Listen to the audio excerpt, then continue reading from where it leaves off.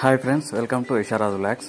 ఇప్పుడు మీరు చూస్తున్నటువంటి ఉడత తిరుమల కొండ మీద ఉన్నటువంటి పాప వినాశనంలో ఉన్న గంగమ్మ తల్లి దగ్గర దర్శనమిచ్చినటువంటి ఇండియన్ గెయింట్ స్క్వేరల్. ఇది ఇండియాలో ఉన్నటువంటి ఉడతల్లోకెల్లా అన్నింటికంటే పెద్దగా ఉంటుందండి. సుమారుగా దీని బరువు వచ్చేసి 3 కేజీల లోపు ఉంటుంది. ఇది ఒక రకమైన చెట్టు ఉడత, కానీ సాధారణ చెట్టు ఉడతల కంటే ఎక్కువ రంగులు మరియు ఎక్కువ పరిమాణం కలిగి ఉంటుంది.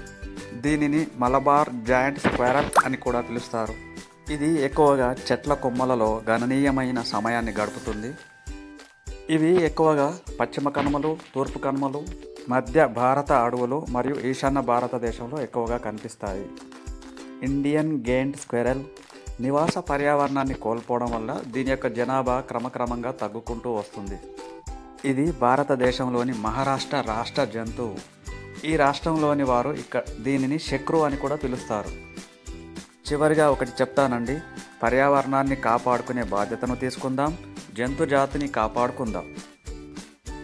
Thank you watching this video. Please subscribe Isharaj vlogs.